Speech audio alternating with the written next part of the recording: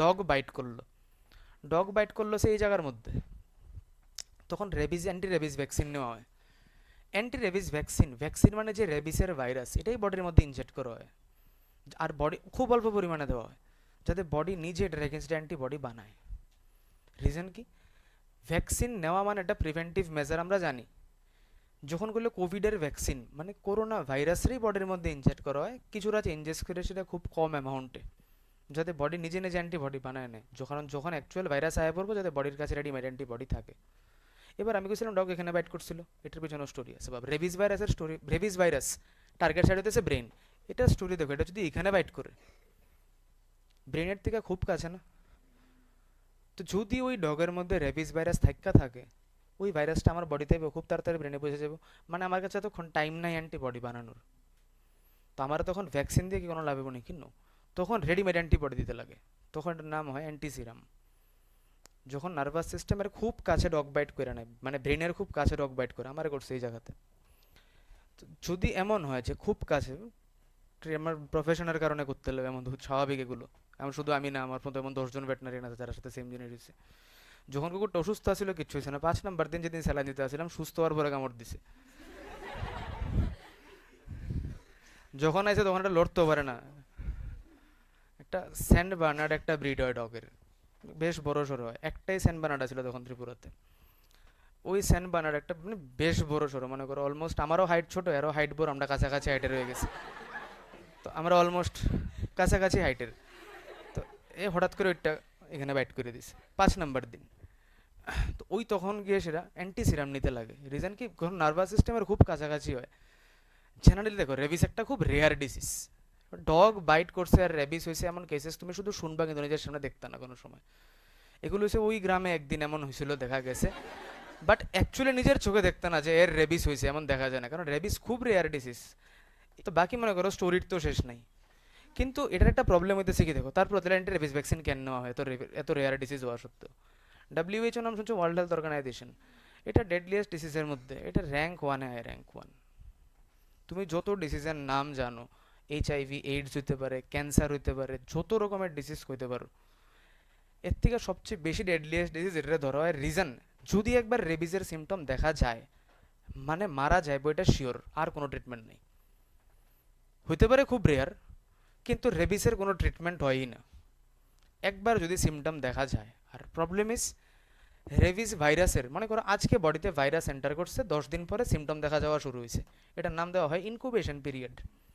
রেবিসের incubation period highest reported 47 years, মানে ছোট থাকতে একটা লোকরে কুকুর কামড় দিছে, 47 ইয়ার্স পরে সিমটম দেখা গেছে।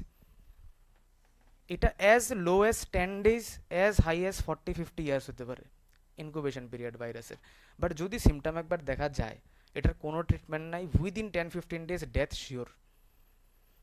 এই কারণে যখন ডগ বাইট করে, এগুলো র্যাবিড অ্যানিমেলস কয়, যেই টাইপের অ্যানিমেল থেকে র্যাবিস হইতে পারে, এই টাইপের অ্যানিমেলের নাম হয় র্যাবিড অ্যানিমেলস। র্যাবিড অ্যানিমেলস বাইট করলে ইট ইজ অ্যাডভাইস যে ভ্যাকসিন নিয়ে নেওয়া। আর যদি ব্রেনের খুব কাছে, যেমন আমার এই জায়গাতে বাইট করছে, তখন অ্যান্টি সিরাম নেওয়া নেওয়া। ডিফারেন্স কি, ভ্যাকসিনের মধ্যে অ্যান্টিজেন দিয়ে দিত, মানে ভাইরাসটা দিয়ে দেবে, বডি নিজে অ্যান্টিবডি বানাইব। অ্যান্টি সিরাম মানে সঙ্গে সঙ্গে রেডিমেড অ্যান্টিবডি দিয়ে দিব, যদি ভাইরাস ঢুকেও থাকে সঙ্গে সঙ্গে অ্যান্টিবডিকে ভাইরাসের উপর অ্যাটাক করে দেয়। বুঝা গেছে? সেকেন্ড ইজ, এই ইনকুবেশন পিরিয়ডের লেংথ ভেরিয়েবল, হইতে পারে 10 দিনের মধ্যে তোমার মধ্যে কোনো সিমটম দেখাই গেছে না, এই সিমটম 10 বছর পরেও দেখা যেতে পারে। কিন্তু যদি সিমটম দেখা যায় ডেথ একদম অ্যাসিওর্ড, এই কেসে ডেথ হইবই। আর ভাইরাস এমন না যে মনে করে এবার আমার ক্ষেত্রে যেমন টার্গেট সাইট ব্রেন, ডগের ক্ষেত্রেও target site brain. Rabies virus তার লাস্ট স্টেজে ডগের মাউথে আয় পড়ে, স্যালাইভারি গ্ল্যান্ড থাকে না মাউথের মধ্যে, আস্তে আস্তে পড়বো 3 রকমের স্যালাইভারি গ্ল্যান্ড হয়, কেউ বলতে পারবো নাম? একটার নাম হয় প্যারোটিড, একটার নাম হয় সাবম্যাক্সিলারি অর সাবম্যান্ডিবিউলার, আর একটার নাম হয় সাবলিঙ্গুয়াল। এমন 3 পেয়ার্স অফ স্যালাইভারি গ্ল্যান্ড হয়। স্যালাইভারি গ্ল্যান্ড এটার লাস্ট টার্গেট সাইট। মানে একটা ডগের মধ্যে মনে করো একটা ডগের যখন আরেকটা ডগ বাইট করছে, এভাবেই ডগ টু ডগ রেবিসের ট্রান্সমিশন হয়।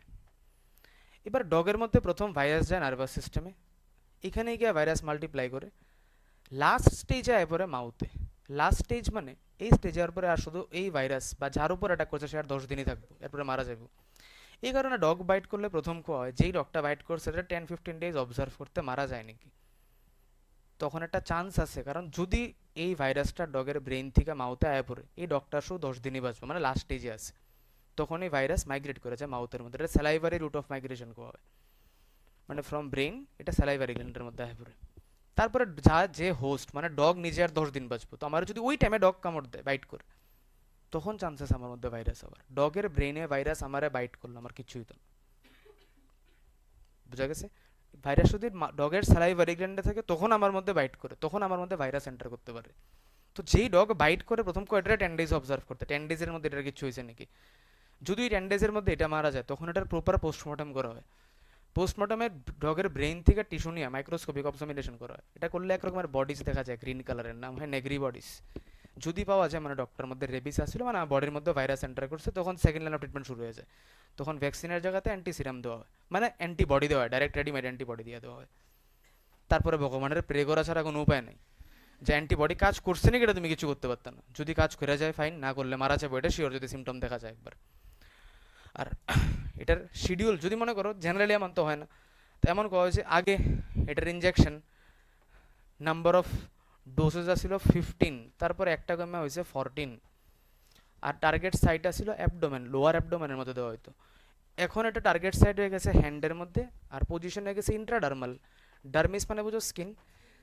রেবিসের যদি কোনো সময় নিয়ে থাকো ভ্যাকসিন, খুব ছোট্ট ইনসুলিন সিরিঞ্জের মতো হয়। ডগ বাইট করলে আমরা জেনারেলি অ্যাডভাইস করে দিই ভ্যাকসিন নিয়ে নিতে হয়। যদি ইনজেকশন একটুও পেইনফুল হতো তখন আমরা না করে দিতাম। অ্যান্টিবায়োটিকের ইনজেকশন প্রচণ্ড পেইনফুল হয়। কিছু কিছু অ্যান্টিবায়োটিকের ইনজেকশন আছে ব্যানও হয়ে গেছে অলরেডি। পেনিসিলিন ইনজেকশন ইন্ট্রামাসকুলার রুটে এখন ব্যান্ড। এত বেশি ইরিটেশন, এত বেশি পেইনফুল, ব্যান করে দিছে। এটা ইনসুলিন সিরিঞ্জ হয়, এতটুকু ছোট্ট একটা সিরিঞ্জ হয়, এই হাতে 0.5, এই হাতে 0.5 দেওয়া হয়। আর এত ছোট্ট হয় তুমি টেরও পেতে না, যেটা কোন সময় ঢুকবো কোন সময় 12 যাবে টেরও পেতে না। এর থেকে বেশি ব্যথা মানুষের কোভিড ভ্যাকসিন নিয়ে সেটা লাগে। রেবিসের ভ্যাকসিনে কোনো ব্যথা পাওয়া যায় না। টিটেনাস টক্সয়েড দিলে এর থেকে বেশি ব্যথা লাগে, দেওয়ার পরে 1-2 দিন ব্যথা থাকতে পারে, দেওয়ার সময়ের থেকে বেশি লাগে। রেবিসের ভ্যাকসিনে কোনো ব্যথাই লাগে না, ইন্ট্রাডার্মাল হয়। এটা কেন এমন টাইপের ভ্যাকসিন এত বেশি পপুলার, এআরভি কোয়া হয়, অ্যান্টি রেবিস ভ্যাকসিন এমন নাম দেওয়া হয়। রিজন ইজ এটা লং টার্ম ইমিউনিটি প্রোভাইড করে, আর যদি সিমটম দেখা যায় মানুষ মারা যায় বই, এই কারণে অ্যান্টি রেবিস ভ্যাকসিনটা এসেনশিয়াল ধরা হয়।